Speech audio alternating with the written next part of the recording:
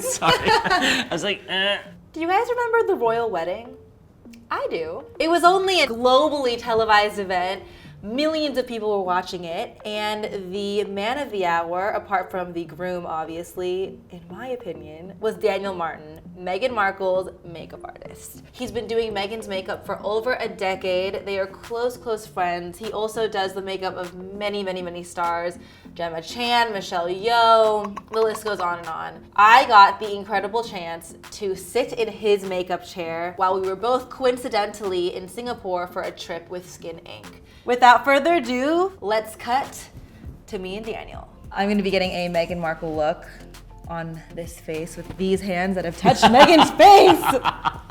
Because she has these outings that she has to do publicly, she needs to keep everything very easy and very consistent. So the look that we're doing today is from Meghan's visit to the Oceania exhibition. Would you say that's a pretty typical look that you would do on her? Yeah, I mean, if anything, we did a bit of a brighter lip. You ready? I'm so ready. Okay. The skin is so important to me. So this serum is really compatible with foundation. I like to massage this in. This is the best part. Your skin is so nice. Is My it? goodness, I'm breaking out. This morning. You popped a pimple this morning? I was like, mine's coming through, so. Okay, so this is the Pro Dew. And I'm actually going to use this as like a foundation magnet. I'm just gonna really concentrate it on your T-zone. It kind of mattifies in those specific areas. I wanna know how you got into the biz. I worked at MAC when I was in school. Well, I was just like a counter girl. I worked at the MAC counter. And then when I moved to the East Coast was when I started working at Aveda. That's where I met Pat McGrath. And you were apprenticing under her for a long time. So what I've done is I've prepped your skin, and this is really important for me in my first step. I do eyes first because all the fallout that happens, it's easier to clean up afterwards. And then I can go into your skin and it's super quick. So I'm starting with this darker shade first. I don't like to do a lot of structure around the eye, especially when I'm working with Asian eyes, because I feel like I'm creating a dimension that's not there, so it looks really fake.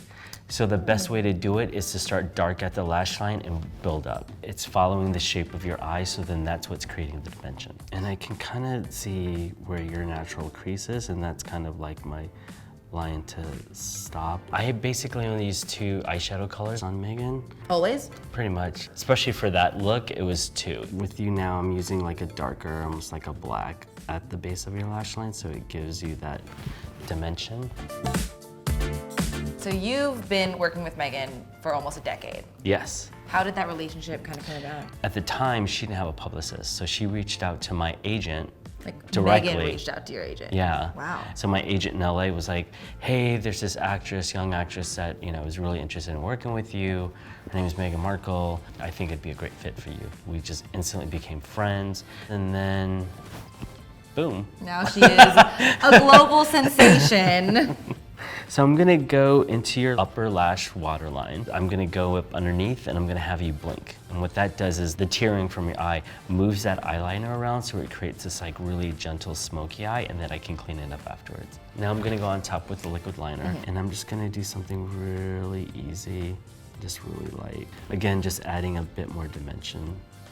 So you did Meghan's wedding makeup. Yes. Iconic moment. How long did you know and you couldn't tell anyone? I think before Christmas. And the wedding was in May.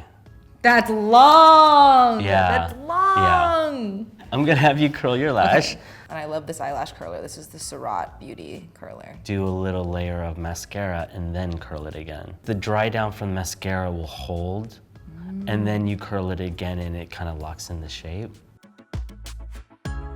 Did you have any rules and restrictions in terms of the makeup for the wedding? No, we did everything basically over text. Oh, really? Yeah, we didn't have a trial. You didn't do the trial? No, we didn't have time. She was just like, I just want to feel like myself.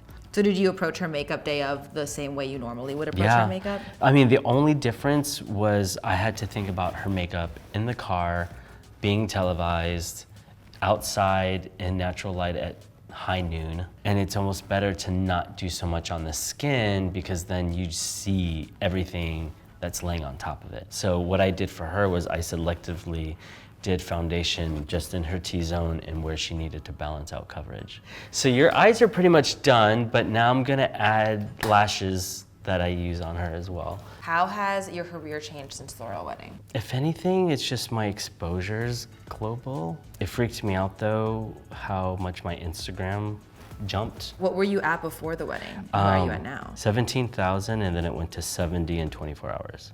Whoa. Yeah. Do you tend to do the like only foundation where you need it kind of thing? So I tend to start in the center and work my way out. I usually do like a large brush and then I'll take a smaller, it's actually an eyeshadow brush to finish off the foundation. Do you have any tips for if you do, need more coverage, like how to make it look more natural? Yeah, so say you use a brush like this, I'll go over what I've done with a wet sponge and that kind of breaks it up a bit. So I'm gonna use this incredible Japanese foundation. It's called Magic Foundation, but I like to use it as like a corrector concealer. Basically the same consistency as the Dior foundation, except that it has a bit more coverage. Did you know like what Meghan's dress would look like, what her hair would look like before the wedding? Yeah, no, I knew nothing. Nothing till the day of. And then I'm gonna use a press powder to finish. This is what I'll do to really prevent things from moving. So this is the Honest Beauty Magic Balm. I love this balm. So this is what's gonna give me a bit more radiance. So I'm just gonna take a bit of it and I'm just gonna follow it up right through here. And it just gives your skin that glow without looking too shiny.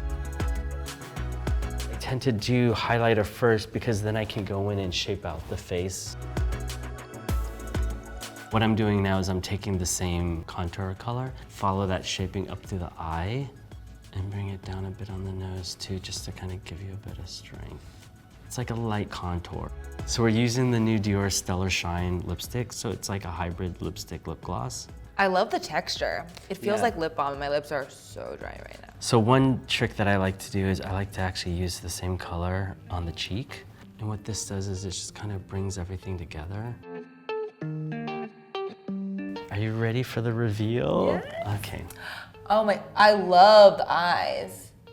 Whoa, this thing is really cool. Yeah. This contour is really natural. Right. This is what This glow is here. Yeah. And that's a very you thing. I feel like this dewy skin look, bronziness is very you. Yeah. I love it. Do I look like Meghan? This is amazing. Thank you so much. Thank you so much. I'm so excited. I feel like I learned a lot of good tips that I'm going to try literally tomorrow. Good. I hope so.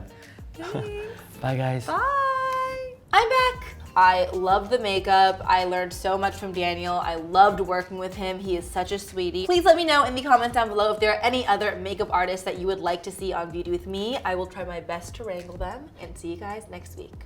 Bye.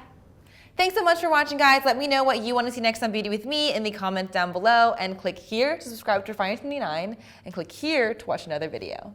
Bye.